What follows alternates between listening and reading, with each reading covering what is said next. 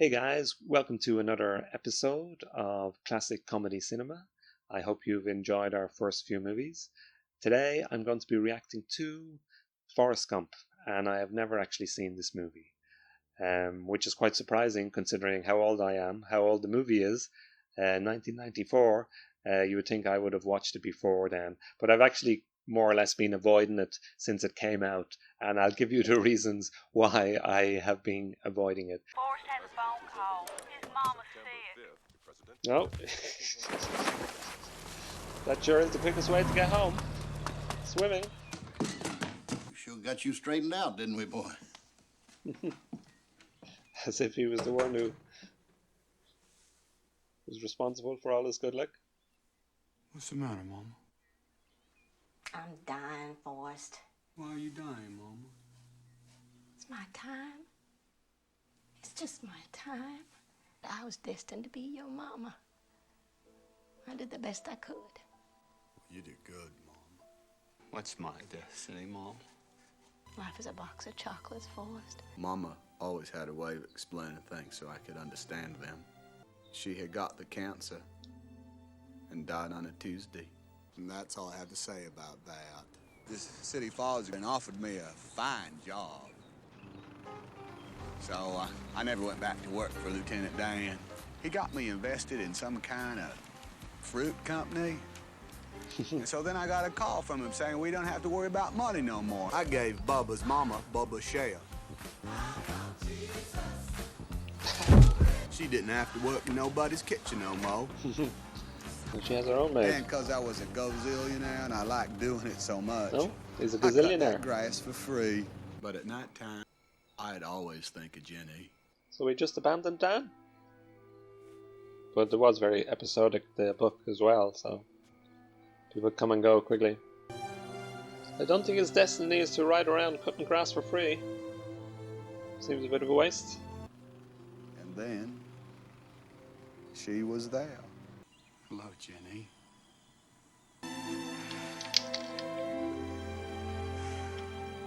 Maybe it was because she had nowhere else to go. She'd listen about ping-ponging and shrimping and Mama making a trip up to heaven. She was the one who wanted to be famous, and he was the one who became famous. Her old house.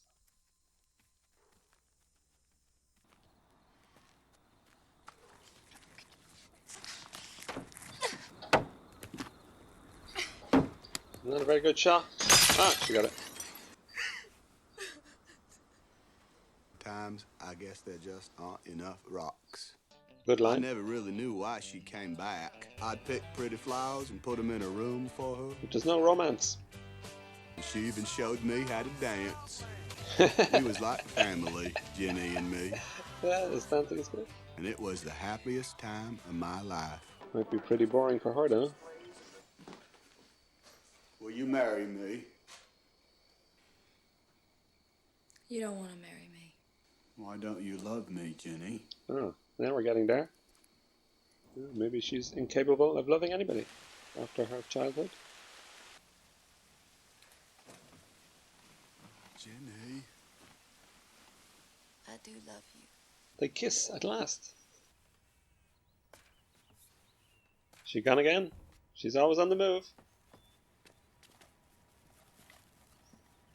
Where are you running off to? I'm not running. Yeah, it doesn't make any sense. No, she left the medal. Poor old Forrest. I think that was worse. One night together and then she went off, so I think that's worse.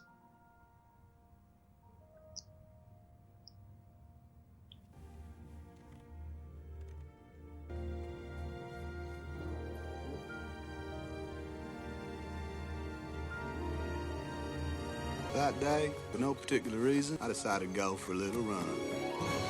And I figured since I run this far, maybe I'll just run across the great state of Alabama. And that's what I did. Might as well turn around, just keep on going. When I got tired, I slept. When I got hungry, I ate. You just ran.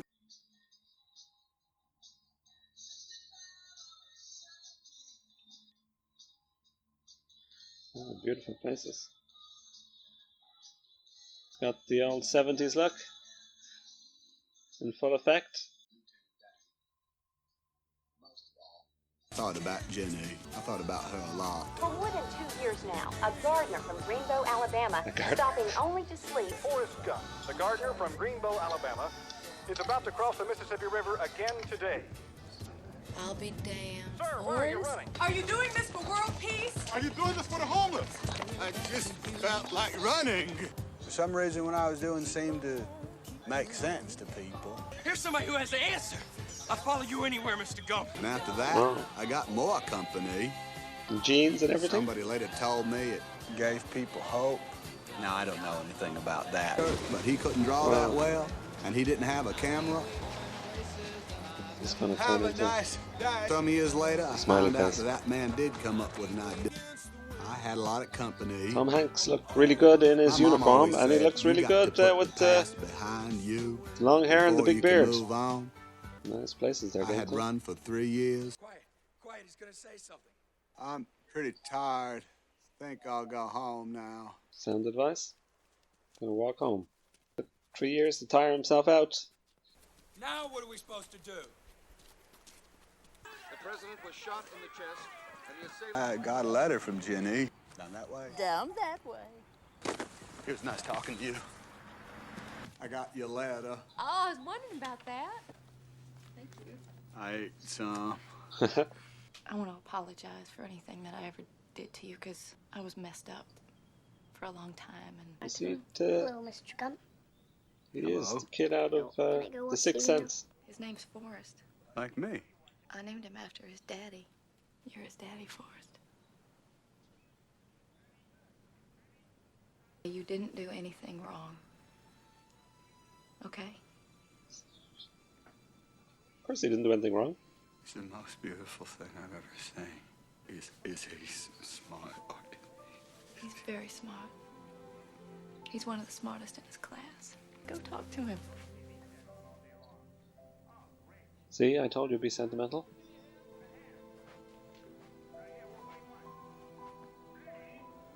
What are you watching? Fortnite.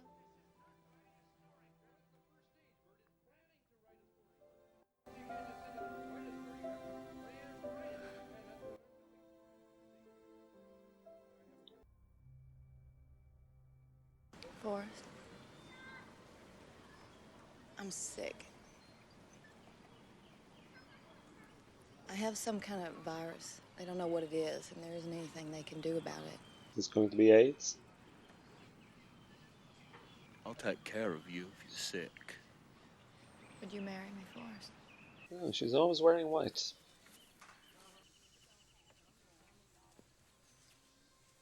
Lieutenant Dan, Hello, Forrest. you got new legs. New legs. Titanium alloy. It's what they use on the space shuttle. You never got to go into space in the movie. Here's my fiance, Susan. Lieutenant Dan. In the book, Sue was a chimpanzee. They went Lieutenant around Dan. as a one-man This band. is my Jenny.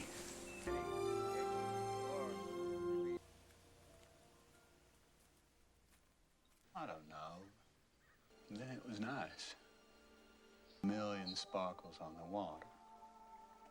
It looked like there were two skies, one on top of the other. The desert, when the sun comes up, it's so beautiful. I wish I could have been there with you. You were. I love you. You died on a Saturday morning. Didn't seem very realistic. You placed. I love you. So I can't really feel so much sadness for her And I death. had that house of your father bulldozed to the ground.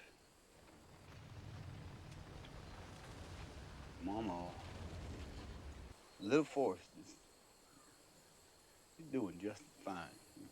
And every night we read a book. He's so smart, Jenny. You'd be so proud of him. I am. I don't know if we each have a destiny or if we're all just floating around accidental like on a breeze. He had a lot of accidental. Maybe it's both. Yeah. He kind of made his own destiny to a certain extent. I miss you, Jenny. We buried her in the garden, so you won't be far away at all. Here's your bus. I want to tell you I love you. I love you too, Daddy. I'll be right here when you get back. You were Dorothy, yours, and I'm Forrest Gump. She ain't changed much.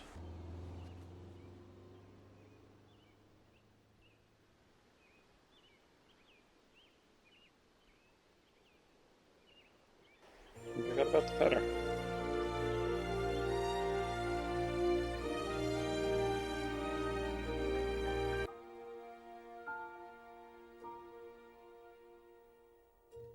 Okay, that's it. That's Forrest Gump. Hey guys, so I have finally seen Forrest Gump after 26 years, is it? 1994. And yeah, I enjoyed it a lot. It was, as I thought it would be, very sentimental. But that's not necessarily a bad thing. They work it well. But I think the movie, it really hinges on Tom Hanks' performance, and he really sells the character, and you really buy into his goodness and his naivety. But yeah, he shines throughout the movie, and a lot of the emotions I felt over sad things that happened to him. It wasn't the sad things themselves that were giving me the emotions. It was his reaction to them and what it meant to him. So, you know, you get invested in his character and you want to see him do well because he's always trying to do the right thing. And yeah, so all in all, a very good movie. As I said, a lot different from the book. In the book, he's a very rugged individual playing American football, and you know, he could punch when he had to, and he had a few curse words in him, and it was kind of very episodic for comedic relief, you know, going into space with the chimpanzee, crashing down on the island with the cannibals and getting hostage. And then he did, in the book as well, he did start the shrimp business, but he learned how to grow shrimps. So I can't remember if there was a boat or not. There maybe it may have been a boat. And then one day he thought his life was too complicated. He was very successful, so he just gave the business away, and he went kind of homeless on the streets with the chimpanzee as like a one-man band, and that was kind of the end of the book. So he did. I think he did also have a child with Jenny, but she wanted to raise him with another man. So there wasn't kind of the same ending. He was looking after the kid at the end. So, but the movie, going back to the movie, it was yeah, very enjoyable. It kept me interest. It was maybe a little bit too long. They were laying on the sentiment as much as they could, and some of the parts with Dan in the middle, some of the parts at the end, you know, they were trying to wring out as much emotion as they could, I think, which, you know, was fine. You know, you could feel for him. The Jenny character in the book isn't really very well developed. So it's not somebody you're invested in the movie either, I don't think, because you never really understand her character. Obviously, she had abusive upbringing, and that affected all of her choices from then on. One would assume that's what the idea. And so, but you're not very attached to that character. It's Forrest's love for her that you're attached to, and his quest to get her, but you never really feel too much that she's in love with him. She said at the end, but it didn't really, it was like something to say. It didn't seem to have any deep meaning to her.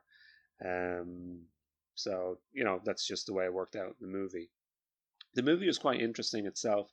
It's kind of a history of the times that it was set in, you know, the whatever 20 years, 25 years it covered, and obviously a lot of pop references for America. a lot of assassinations. So in a way, it's kind of a list of things that happened, and Forrest is gliding through them, sticking his head up behind people, behind presidents, getting involved. It is kind of a cheap way to build a narrative in one way. You're just listing all these things, and then you find a way for him to get involved. A very light involvement in most of them, and I suppose is a way of reminding people of their history. It's quite good. Some of it works better than others. I thought the parts where he was inserted with the presidents, it seems very clumsy now. I don't know what other people think. I think they could have cut them out. Well, obviously at the time they thought it was kind of groundbreaking. For me, they didn't really work so well. It would have been better to use, actors in the role, and then you can get a better scene, or just leave them out and have him have the narrative would be as effective. His narrative was effective, so he could just narrate what happened, and that would be fine. That would work as well. He had the he had the believability factor in the voice. So yeah, so it's been 26 years in the coming, and I did enjoy it, and I would watch it again. How is it a classic? I suppose it is a classic because it's deep in people's consciousness, and nothing I can say can change that. And it is a very good movie, and as I said, it could be trimmed, and depending on how much sentiment you want. But he created a very likable character and a very sincere character, and it wasn't quite as funny as I thought it might be. I'm going from the book. Obviously, I read the book a couple of years ago, and that was really very funny. The situations he would get into, and the things he would say and do, and the clever ways he would, get his revenge on people. But the character wasn't so deep. This one was a bit deeper. They're trying to say something a bit deeper. As I say, I don't know. Let me know in the comments what people thought of it at the time, what they think of it now. I still don't like that line. Life is a box of chocolates. It's very sentimental. Now it has a context, so it's not. It doesn't grade quite so bad. And when you think of it, you think of Forrest Gump, which gives you a nice feeling. So yeah, very interested to know what people think of it, what people thought of it then, and what they think of it now. Was there any part of the satire that got through, or was it just kind of accepted as kind of a fantasy? And it was really a fantasy, starting off when he started running and the braces just fell away from his legs. Reminded me a little bit of Beyond the Valley of the Dolls, where the guy who's in the wheelchair, he trips up the murderer, and in the falling over does something to his spine, and suddenly he can walk again. So there was a little bit of that. So as I say, I don't know if people, they just enjoy Tom Hanks as the character and his purity and the sentiment in it. So all in all, a very good movie. It went quick, I don't think it dragged at all. There's some great images from it, from him running. I think was one of the best images, though I think they did overdo it a bit with the beard and the hair at the end, and the people following him in jeans in the middle of nowhere. It doesn't really make sense. Yeah, it went a bit over the top, and I suppose it's kind of bordering the line between fantasy and reality. But yeah, interesting the way it went through all the different eras, using the music as well as the clothes, and Jenny kind of was going through the eras more than Forrest. So that kept the interest going. All in all, a very enjoyable movie. So please like and subscribe for more reactions and reviews. It wasn't so much a comedy movie as I thought it would be, but we'll be getting onto more comedies of different sorts on the channel. So hopefully you'll stay with me for that.